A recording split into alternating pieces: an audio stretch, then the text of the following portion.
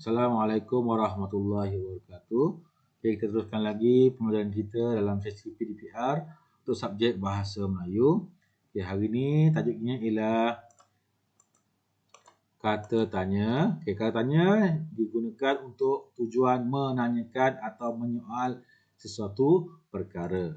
Okay, contoh kata tanya. Yang pertama, apa? Yang kedua, siapa? Bila? Di mana, berapa, mengapa, bagaimana. Okey, itulah untuk contoh kata tanya. Okey. Nota pentingnya pernyataan cikgu. Semua ayat tanya mestilah diakhiri dengan tanda tanya atau tanda soal. Soal tu mesti ada, wajib ada. Kemudian disertai dengan partikel kah jika di awal ayat. Okey, kemudian tidak boleh menggunakan partikel kah sekiranya kata tanya berada di tengah atau di akhir ayat. Okey, baik.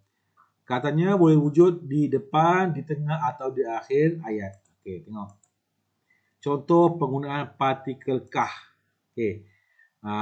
Disertai dengan partikel kah jika di awal ayat. Contohnya, siapakah nama kamu? Okey, tetapi tidak boleh menggunakan partikel kah sekiranya kata tanya berada di tengah atau di akhir ayat. Okay, contohnya, nama kamu siapa? Tak boleh nama kamu siapakah. Kamu kena buat nama kamu siapa. Okay, itu dia. Okay, kemudian untuk katanya mengapa atau kenapa. Okay, tengok digunakan untuk menanyakan sebab. Okay. Kamu perlu memberikan sebab. Jika kamu menjawabnya, perlu memberikan sebab. Okey, gunakan kata hubung kerana dan untuk mesti ada kerana dan untuk. Okey. Contohnya, mengapakah kita perlu belajar? Kita perlu belajar supaya atau untuk berjaya. Okey. Mengapakah kamu tidak hadir pada hari semalam? Saya tidak hadir pada semalam kerana demam. Itu contohnya. Okey. Kemudian tengok apa? Okey, penggunaan apa digunakan untuk menanyakan nama benda, haiwan dan tujuan. Contohnya, apakah nama kucing kamu? Kat sini ada kesilapan yang cikgu buat. Okey? Kamu tengok tidak ada tanda tanya, tanda soal. Jadi ayat ni salah. Kalau kamu buat ni, kamu akan disalahkan. Rugi. Yang betul lah ni. Apakah yang kamu lakukan pada masa lapang? Lengkap ada kata tanya dan ada tanda soal. Okey, itu dia. Apakah tujuan kamu belajar? Contohnya. Kemudian seterusnya siapa? Digunakan untuk menanyakan orang atau nama orang. Contohnya, siapakah nama guru kelas kamu? Siapakah nama ketua kelas kamu? Okey, itu dia contohnya. Dan kata tanya bila digunakan untuk menanyakan masa atau waktu. Contohnya, bilakah kamu akan pulang ke kampung? Okay. Itu cara contohnya. Okay. Kemudian, berapa? Berapa digunakan untuk menanyakan jumlah atau bilangan. Contoh ayat, berapakah bilangan hari dalam sebulan? Okay. Okay. Berapakah gaji saya pada bulan hadapan? Itu dia penggunaan berapa. Okay. Kemudian, penggunaan bagaimana. Digunakan untuk menanyakan hal atau menanyakan cara. Okay, contoh ayat. Bagaimanakah perasaan kamu apabila dimarah? Okay. Kemudian, bagaimanakah cara kamu belajar? Ini dia contoh penggunaan kata tanya bagaimana. Okay. Seterusnya, di mana atau mana. Okay, digunakan untuk menanyakan manusia, haiwan, benda dan tempat. Okay, contohnya, di manakah kamu tinggal? Di manakah kamu ambil buku ini? Okay. Kat sini cikgu nak terangkan sikit. Penggunaan di mana. Pastikan kamu jarakkan di kemudian mana. Jarak. Mesti jarak. Kalau kamu rapat, habis. Salah. Okay. Jangan sekali mesti perhatikan betul-betul cara kamu menulis. Kalau salah, hilang markah. Kemudian, kamu berasal dari mana?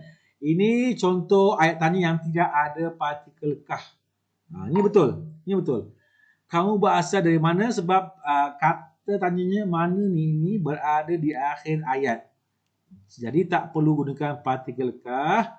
Jadi tak boleh guna. Jadi kamu buat terus kata tanya dia. Kamu berasal dari mana? Tak perlukah. Jangan kamu buat kamu berasal dari manakah? Salah. Okey, macam ni Okey, kemudian tengok adakah. Ni akhir adakah. Okey, digunakan hanya untuk mendapatkan jawapan ya atau tidak. Okey. Apa contohnya? Contohnya, adakah kamu yang mencuri buku itu? Tidak. Saya tidak mencuri buku itu. Okey. Ataupun adakah kamu telah menyiapkan kerja sekolah kamu? Ya, saya telah menyiapkan kerja sekolah saya. Okey. Jawapannya, okey tengok. Okay, kemudian untuk latihan pada hari ini, tulis ayat tanya sesuai bagi jawapan yang diberikan. Okey, ada 5 soalan yang cikgu dah beri jawapan.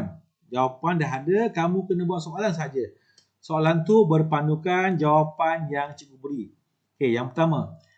Soalan tak ada, jawapannya kem motivasi murid cemerlang akan diadakan pada 10 Januari 2021. Dalam ayat ni yang mana ada pembayangnya untuk cari soalan dia? Tengok ada tarikh, kat situ ada tarikh. Jadi mengapa? Yang kedua, kem motivasi murid cemerlang akan dilaksanakan di Dewan Terbuka SK Masai. Dekat sini ada penggunaan di Dewan. Di Dewan ni tempat. Ulang balik apa yang dah terangkan tadi. Nombor 3, semua murid tahun 6 dibenarkan untuk menyertai kem motivasi murid cemerlang. Okey, kat sini dinyatakan semua murid tahun 6.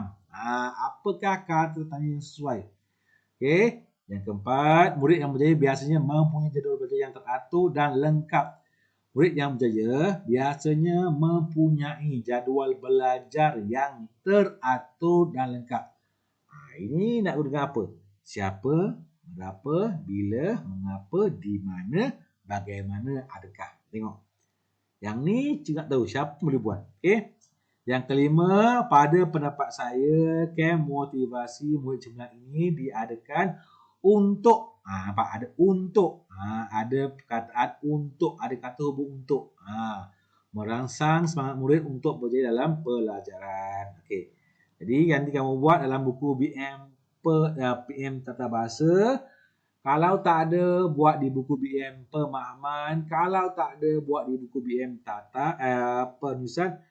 Kalau tak ada juga, buat di mana-mana buku kertas ke apa ke. Yang penting kamu buat, ambil gambar dan hantar pada cikgu. Okey, sekianlah untuk pada kali ini. Cikgu harap kamu semua faham.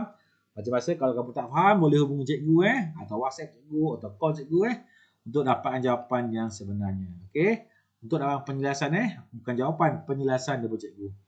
Okey, sekian. Wabillahi taufiq wal hidayah. Wassalamualaikum warahmatullahi wabarakatuh.